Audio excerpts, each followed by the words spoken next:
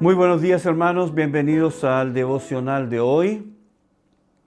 Estamos estudiando la profecía de Habacuc, que como ya he dicho es un libro corto, está dentro de los conocidos como profetas menores y se conoce como profetas menores, ya lo he dicho, porque escribió poco, no por su importancia. Si tiene su Biblia, lo invito al capítulo 1 de la profecía de Habacuc, capítulo 1.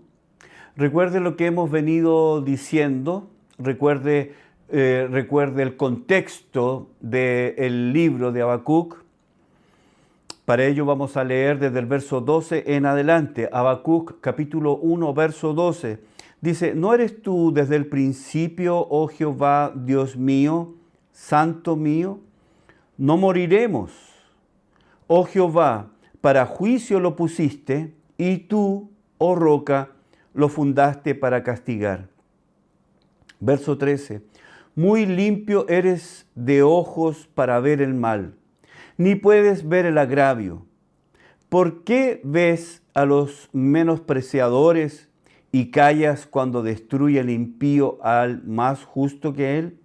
Y haces que sean los hombres como los peces del mar, como reptiles que no tienen quien los gobierne. Sacará a todos con anzuelo, los recogerá con su red y los juntará en sus mallas, por lo cual se alegrará y se regocijará. Por esto hará sacrificios a su red y ofrecerá sahumerios a sus mallas, porque con ellas engordó su porción y engrosó su comida. Vaciará por eso su red y no tendrá piedad de aniquilar naciones continuamente. He leído hasta el verso 17, terminando el capítulo 1 de la profecía de Habacuc. Recuerde que Habacuc está viviendo, y la nación toda está viviendo, un tiempo de oscuridad espiritual. Las leyes no se cumplen, hay impiedad visible, ya no hay vergüenza. La gente hace lo que estime conveniente, vive en impiedad y pareciera que Dios no ve nada, pareciera que Dios no va a hacer nada, pareciera que Dios es indolente. Y Habacuc levanta un clamor, levanta una petición. ¿Hasta cuándo, Señor? ¿Hasta cuándo estas cosas van a ocurrir? Levanta una petición, un clamor y pareciera que Dios no oye. Pero Dios dice, sí, voy a contestar. Desde el verso 5 le contesta y le dice, yo voy a contestar. Mira lo que yo voy a hacer, va a parecer increíble, va a parecer algo maravilloso, sorprendente, que te dejará boquiabierto. Habacuc espera la respuesta de parte de Dios, dice, yo voy a usar a los caldeos. Esto realmente sorprende a Habacuc, porque si Judá estaba viviendo impíamente, Dios va a usar una nación que todavía es más impía que Judá. Es difícil entender eso. Yo creo que la respuesta de Dios a Habacuc lo dejó boquiabierto. No lo podía entender. ¿Cómo Dios va a usar a los caldeos para disciplinar a su pueblo? Bueno, así es. Y del verso 5 en adelante, Dios hace una descripción de quiénes son los caldeos. En el verso 6 nos dice que es una nación cruel y presurosa. En el verso 6, en la parte B, nos dice que es una nación conquistadora de tierras ajenas. Van a los 4 puntos cardinales para dominar, controlar naciones y pueblos y tierras ajenas. El verso 7 nos dice que es una nación formidable y terrible. Sus ejércitos son increíbles, son presurosos, son rápidos, están organizados, pero son terribles con sus enemigos. En el mismo verso 7 nos dice que ellos imponen su propia justicia. Ellos son ley para sí mismos, no consideran la ley de nadie, no respetan a nadie, pasan por encima, no tienen respeto, no son prudentes, no son considerados con las otras naciones. El verso 8 habla de sus caballos que son veloces y feroces. Los caballos caldeos son adiestrados para la guerra, están protegidos, están armados, son veloces y son feroces. El verso B, 8b y el verso 9a nos habla de los jinetes que también son veloces y violentos. El verso 9 también nos dice que su intención es recoger cautivos como la arena del mar. El propósito, el objetivo, entre otros, de los babilónicos era tomar cautivos y llevarlos a Babilonia para culturizarlos, convertirlos en babilonios. Y tomaban cautivos como quien toma arena del mar. Y el verso 10 nos dice cómo ellos tratan a sus enemigos, de qué manera los tratan. Lo primero que dice es que escarnecen a los reyes, que se burlan de los príncipes y se ríen de toda fortaleza. La burla, el desprecio, la risa, para destruir la moral. Luego dice que ellos levantan terraplenes para conquistar las ciudades, incluso aquellos que tienen muros muy fortalecidos. Arrasan con todo lo que tienen por delante y los comparan con un huracán.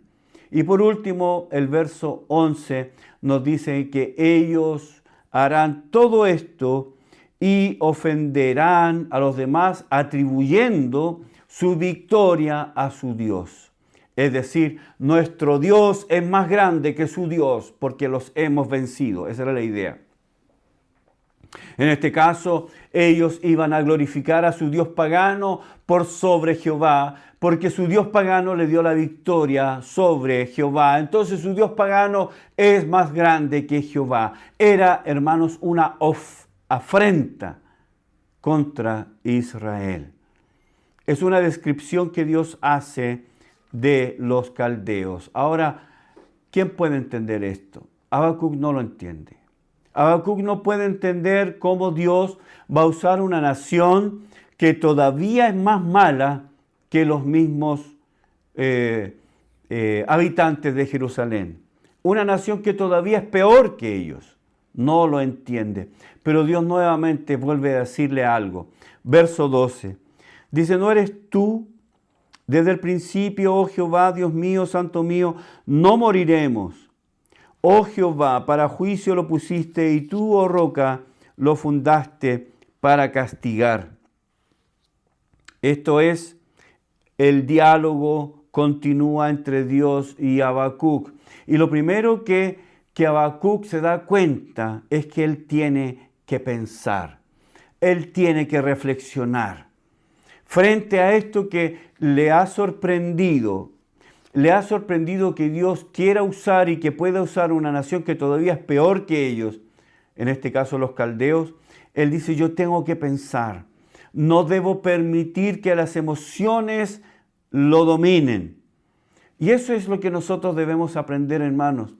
Cuando hay situaciones que no entendemos, cuando Dios hace cosas que no entendemos, inmediatamente viene la confusión, viene el dolor, viene los pensamientos, pero Habacuc entiende que no debe ser dominado por las emociones.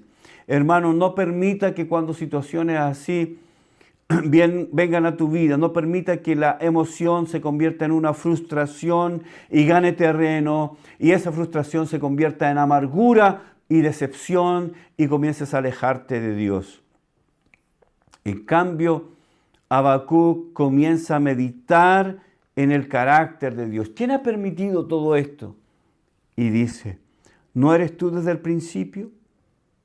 Habacuc está pensando en Dios eterno. Nosotros perdemos de vista las cosas importantes cuando nos sumergimos en un punto, en una situación específica que ocurre en un periodo de tiempo. Nosotros perdemos la perspectiva eterna. Dios hace todo con una perspectiva eterna. Nosotros nos perdemos en los detalles, en las cosas que pasan. Lo primero que hace Habacuc es considerar el ser de Dios, los atributos de Dios, y comienza con la eternidad de Dios. Dios es eterno, ¿no eres tú desde el principio? Luego dice, Dios santo. Él está pensando en la santidad de Dios. Hermanos, Dios no hace nada.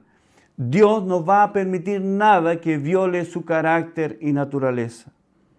Si Dios permite que los caldeos intervengan, es porque Dios tiene un plan y un propósito. Dios no valida la injusticia, Dios no valida la iniquidad, Dios no valida todo aquello que es incorrecto, pero a veces Dios lo permite para enseñarle a su pueblo. Por lo tanto, Habacuc llega a la conclusión, bueno, si Dios es santo, quiere decir que Él tiene un propósito en esto. Luego dice, no moriremos. Eso habla de la soberanía de Dios. Dios es soberano. Él tiene todo bajo control. Y luego dice, oh Jehová, para juicio lo pusiste, y tú, oh roca, lo fundaste para castigar. ¿No era precisamente lo que estaba pidiendo Habacuc?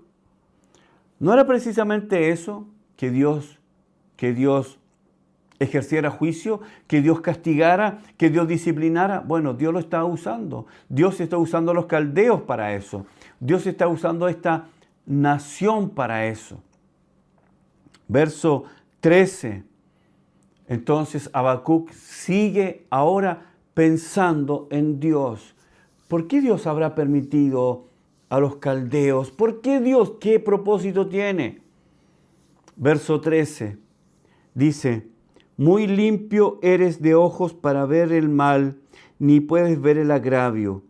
¿Por qué ves a los menospreciadores y callas cuando destruye el impío al más justo que él?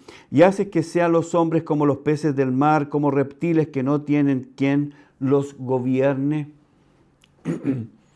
Es verdad que muchas veces nos cuesta entender por qué Dios permite lo que permite. No sabemos, no entendemos. Pero una cosa sí es cierta, y esto es nuestro sostén en medio de esta nebulosa. Dios es puro de ojos. Lo que quiere decir es que Él no es el autor del mal, Él no es el autor de la maldad, Él no es el autor de la iniquidad ni la perversidad, pero Dios usa estas cosas para sus propósitos eternos. Esto es algo que nos cuesta entender. Él no es el autor de la maldad, pero usa la maldad muchas veces, y en este caso específico, para disciplinar a su pueblo. Él hace una comparación entre los hombres y los peces, y el anzuelo y los caldeos. Aparentemente el mal se saldrá con la suya. Aparentemente la maldad reinará. Aparentemente todo se acabará. La visión que tenía Habacuc y el temor que tenía es que todo esto se acabe, que la nación de Israel se termine para siempre, que ya no haya ningún vestigio de la nación. Pero no, Dios está en control. Dios está en control. Y a pesar de que Él permite esta invasión, y permite que muchos mueran, y permite que muchos sean trasladados a Babilonia para ser culturizados por la cultura babilónica, Dios siempre tendrá un redil. Dios siempre tendrá un grupo especial, una manada pequeña. Dios siempre lo va a tener. Verso 17 dice, vaciará por eso su red y no tendrá piedad de aniquilar naciones continuamente. Está preguntando, está haciendo preguntas. ¿Nadie le dirá nada? ¿Quién lo enfrentará? ¿Quién se enfrentará? ¿Nadie se opondrá a los caldeos? Dios, ya lo ha dicho, es muy limpio de ojos como para ver el mal, ni acepta el agravio. Dios no ve con complacencia los actos malvados del hombre. La maldad le repugna. La violación de la ley no pasa inadvertida para Dios. La iniquidad es una acción repudiable para Dios. El mal actuar no glorifica a Dios. Entonces Habacuc pregunta, ¿no harás nada? ¿No harás nada? Siendo como eres, eterno, santo, justo, ¿no harás nada? Capítulo 2, verso 1. Y con esto vamos a terminar. Algo importante. Verso 1. Sobre mi guarda estaré y sobre la fortaleza firmaré el pie y velaré para ver lo que se me dirá y qué he de responder tocante a mi queja. ¿Qué hará Dios? ¿Hará algo Dios? Una vez convencido del carácter de Dios. Y esto es importante, hermanos, porque cuando hay situaciones que no entendemos, situaciones que nos dejan perplejos, como fue lo que ocurrió con Habacuc, que lo dejó con la boca abierta, él está clamando para que Dios haga algo y cuando lo hace por medio de una nación que todavía es peor que ellos, eso lo ha dejado perplejo y esto de parte de Dios lo ha llevado que él considere el carácter de Dios, él es eterno, es santo, es justo, muy limpio de ojos para ver la maldad. Él no es el autor de la maldad, Él no genera la maldad, pero la usa. Entonces pregunta, ellos vendrán y harán lo que quieran con nosotros, nadie les dirá nada. Habacuc necesita sumergirse en el carácter de Dios para entender la situación y para estar en pie cuando éstas ocurren. Habacuc necesita estar en pie, para eso necesita entender el carácter de Dios. Hermanos, hay un libro que yo recomiendo, Los atributos de Dios de A.W. Pink. Es un libro sencillo, bastante comprensible respecto de los atributos de Dios y es eso lo que nos sostiene a nosotros en los tiempos de oscuridad, en los tiempos que no entendemos porque Dios permite cosas y las cosas que pasan no las entendemos. Es ahí donde necesitamos conocer el carácter de Dios y es lo que está haciendo Habacuc. Cuando dice, me cuesta entender, pero miro tu carácter, tú eres así. Y eso finalmente le va a producir descanso, reposo, fe. Es lo que nos dice el capítulo 1, verso 1. Sobre mi guarda estaré y sobre la fortaleza firmaré el pie y velaré para ver lo que se me dirá y qué he de responder tocante a mi queja. Mantente alerta, está pendiente. Habacuc dice, estaré pendiente y alerta como una atalaya, vigilando. Seré como un centinela sobre el muro. ¿Cómo Dios responderá a mi queja, a mi justa queja? No es una espera pasiva, sino es una espera activa. Habacuc espera una respuesta que Dios conteste su oración. Y Dios va a contestar en el tiempo preciso, en el tiempo correcto, y Habacuc logrará entender, podrá ver el panorama completo, porque cuando él está enfocado en esto, se pierde de los detalles importantes. Él necesita esperar, él necesita velar, él necesita aguardar para ver la respuesta de Dios a su queja. Muchas gracias por acompañarme en el devocional de hoy. Muchas gracias también por estar escribiendo cosas que nos alientan para seguir adelante con nuestra enseñanza. Mañana seguiremos estudiando la profecía de Habacuc, comenzando el capítulo 2. Que Dios les bendiga. Nos vemos mañana.